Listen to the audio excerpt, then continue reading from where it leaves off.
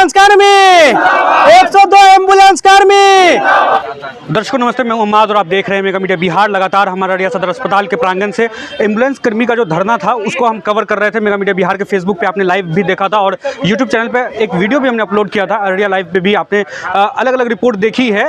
यहाँ से सदर अस्पताल के प्रांगण से जो एम्बुलेंस कर्मी जो लोग प्रोटेस्ट कर रहे थे, इनकी मांग थी 4 महीने का इनको सैलरी नहीं मिला था और जो कंपनी पूरे व्यवस्था को देख रही थी पूरे बिहार में, उस कंपनी से कॉन्ट्रैक्ट सरकार का ख़त्म हो गया था, दूसरी कंपनी को इस कॉन्ट्रैक्ट में शामिल किया गया है। तो इसको लेकर के इन कर्मियों के मनों में आशंका थी कि कहीं ना कहीं अगर कंपनी बदलती है तो बाहरी लोगों को हायर किया जाएगा और इन लोगों के साथ कहीं ना कहीं दुर्व्यवहार किया जाएगा कंपनी की तरफ से।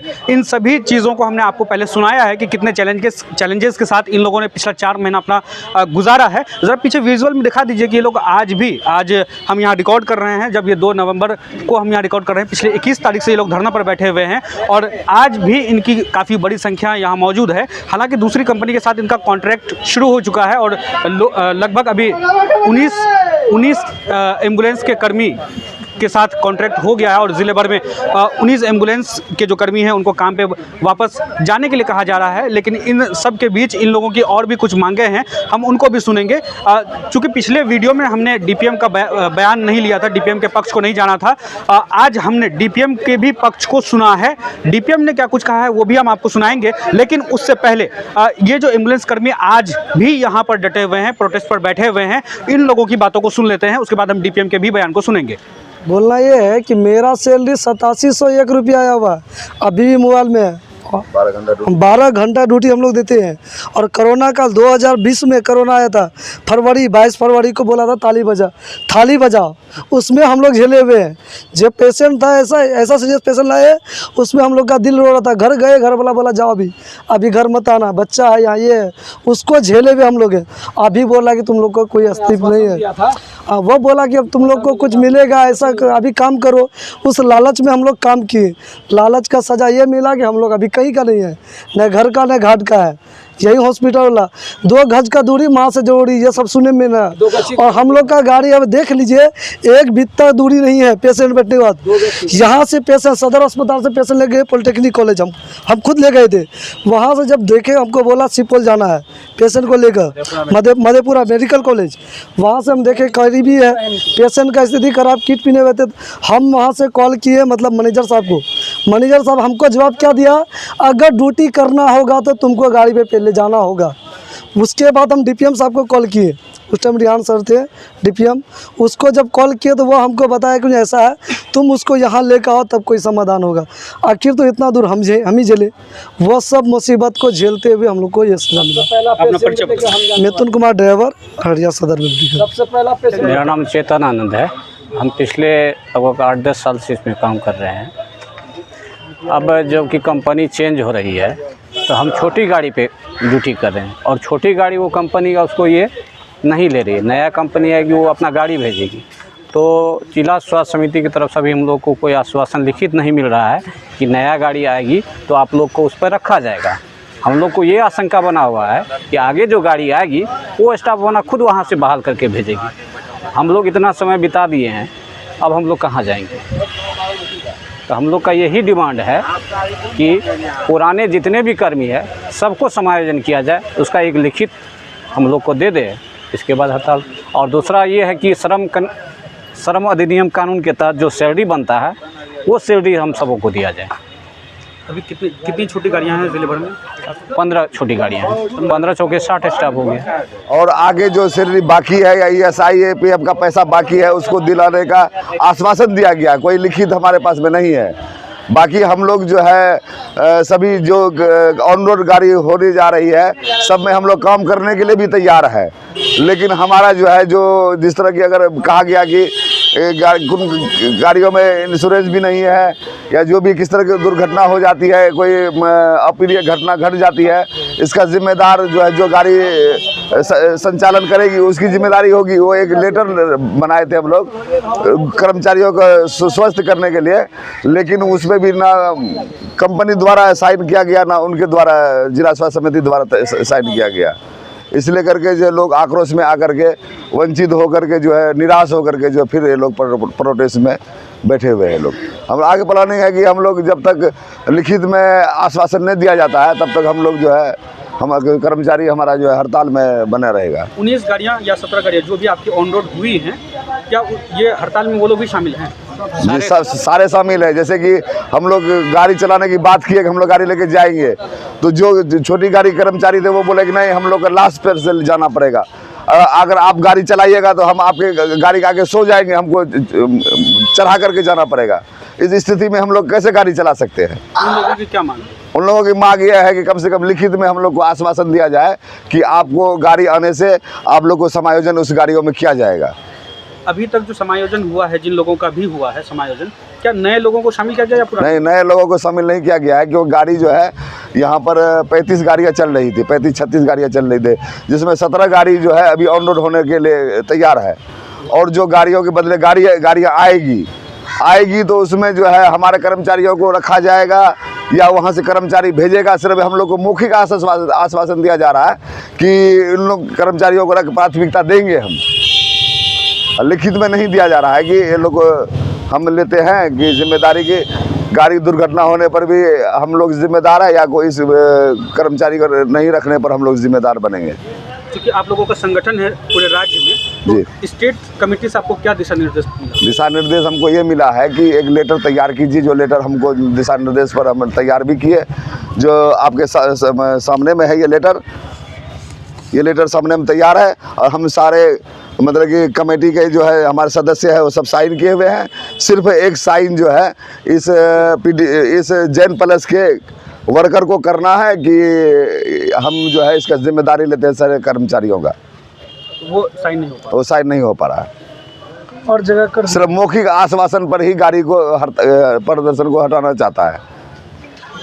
दर्शकों, आपने सुना कि इन लोगों ने किस तरह से पूरे घटनाक्रम को बताया है, इससे पहले क्या हुआ पिछले 10-12 दिनों में, जो कुछ भी हुआ आपने सुना बखूबी। अब आप सुनिए कि अररिया के जो डीपीएम हैं स्वास्थ्य विभाग के, उन्होंने क्या कुछ कहा है। तो बेसिकली सैलरी के लिए था और अभी सैलरी जो है इनका सितंबर माह तक क्लियर कर दिया गया है।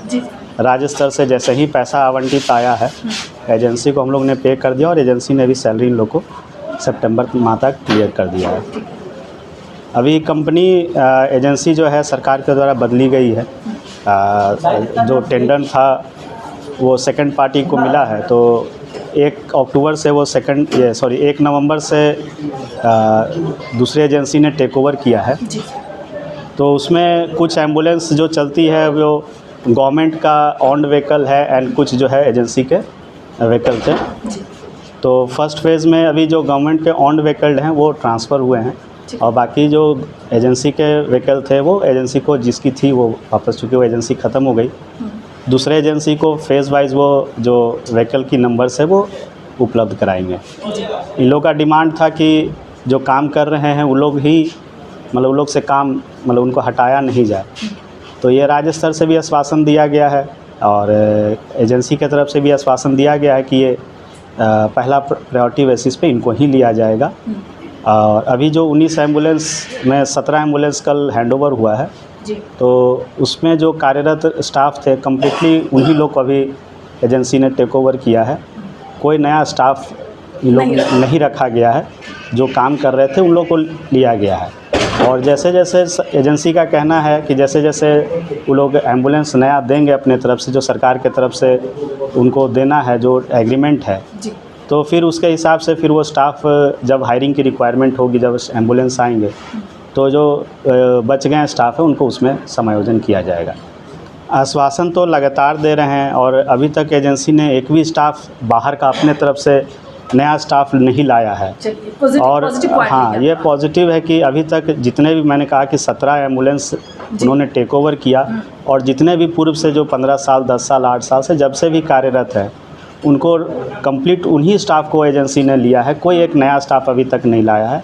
और एजेंसी ने भी आश्वस्त भी किया है कि जब वो गाड़ी देंगे तो इन्हीं स्टाफ्स को रखेंगे, प्रायोरिटी बेसिस पे इन्हीं को रखेंगे। अगर ये कोई इच्छुक नहीं हुए तभी वो उनको नहीं रखेंगे। और इतना एजेंसी ने हम लोग को भी आश्वस्त किया है, इन लोग को भी आश्वस्त किया है। और कार्यपालक निदेशक हमारे राज्य स्तर से वो भी इस कड़ी में हैं कि नहीं, जो लोग पहले से काम कर रहे हैं उनके तरफ से भी सहानुभूति है, और जो लोग काम कर रहे हैं उनको पहली प्राथमिकता देते हुए, ये कहीं हम लोग के तरफ से भी नहीं है कि नहीं नए स्टाफ आएँ जो काम कर रहे हैं उनको हटा दिया जाए, ये हम लोग के तरफ से भी कहीं नहीं है। कहीं नहीं है। हमको लगता है कि ये खौफ ही लोग ना रखे, ऐसी कोई बात है भी नहीं कि एजेंसी का कोई मंशा है कि हम नया स्टाफ लाएं। मंशा रहता तो अभी वो लोग कुछ न कुछ ज़रूर एक दो इस तरह का करते।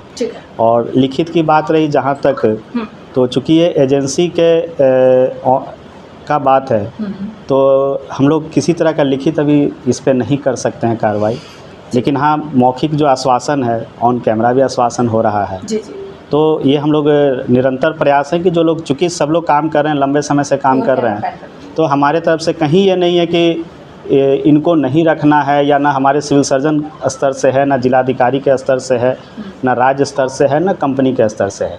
ये खौफ हमको लगता है कुछ लोग, एक दो लोग अपने मन से बना के रखे हुए हैं और ये सारे लोग में फैला हुआ है।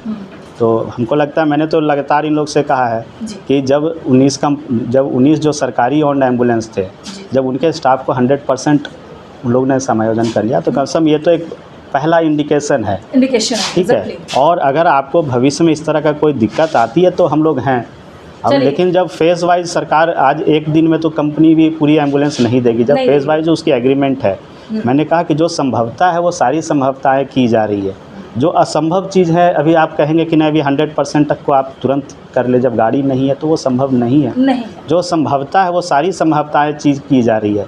और आश्वासन जितना लगातार, जो इनके अध्यक्ष हैं, इनके अध्यक्ष से भी मैंने लगातार वार्ता किया, इनके जो स्टेट के प्रदेश अध्यक्ष है वो भी राज्य स्तर से वार्ता कर रहे हैं। उन लोग ने भी आश्वासन के आधार पर सभी चीज़ें, सभी ज़िला में काम इसी रूप से हो रहा है। ऐसा नहीं कि अररिया इकलौता ज़िला है, 38 ज़िला है, 38 ज़िला में सिमिलर चीज़ चल रही है। और अभी हमको लगता है कि लगभग, अब पहले तो 10 ज़िला स्ट्राइक पर था, अभी एट प्रेजेंट और कम ही हो गया होगा पेमेंट मिलने के बाद स्ट्राइक। तो हमको लगता है अररिया को जो काम कर रहे हैं उनको आश्वस्त रहना चाहिए। हमारे तरफ से अगर कोई निगेटिव कहीं दिखता कि नहीं इंटरफेयर कर रहे हैं, किसी दूसरे को लाने का प्रयास कर रहे हैं, तो इनको ये लगता है या सिविल सर्जन कर रहे हैं या कोई कर रहा हो, एजेंसी कर रहा हो। अब कहीं कहीं अफवाहें फैलती है, कुछ घटनाएं होती हैं तो बहुत सारी अफवाहें फैलती है, तो हमको लगता है इनको अभी अफवाहों पे ना ध्यान दे करके जो सरकार का मैंडेट है, जो सरकार की प्रक्रिया है, इस तरह के आपातकालीन व्यवस्था को लास्ट 7-8 दिन से बाधित है, जो कि आम जन के लिए है, गरीबों के लिए है, इसको ये लोग चालू रखें। और अगर इस तरह की समस्या आती है तो फिर उस समय वार्ता करें और उस समय उसका निदान किया जाए। सरकार को इस मामले को गंभीरता से देखना चाहिए, क्योंकि अगर स्वास्थ्य विभाग के इतने कर्मी धरना पर होते हैं और इनको सरकार के लोग या विभाग सेटिस्फाई नहीं कर पाता है, तो कहीं ना कहीं जो आशंका है कि स्वास्थ्य विभाग में जिस तरह से इस इलाके की बड़ी आबादी सरकारी सदर अस्पताल या सरकारी स्वास्थ्य विभाग पर डिपेंडेंट है, तो वो कहीं ना कहीं डिस्टर्बेंस होगा अगर संतोष नहीं होता है इन लोगों के मनों में, आशंका अगर बनी रहती है। सरकार को इस मामले को गंभीरतापूर्वक देखना चाहिए, जो भी चीज़, जो भी कन्फ्यूज़न है उनको लेकर क्लियर करना चाहिए। इस वीडियो में हम्माद हैदर को सदर अस्पताल अररिया के प्रांगण से दीजिए इजाज़त, मिलते हैं किसी वीडियो में। धन्यवाद। वीडियो को ज़्यादा से ज़्यादा शेयर कर दीजिए।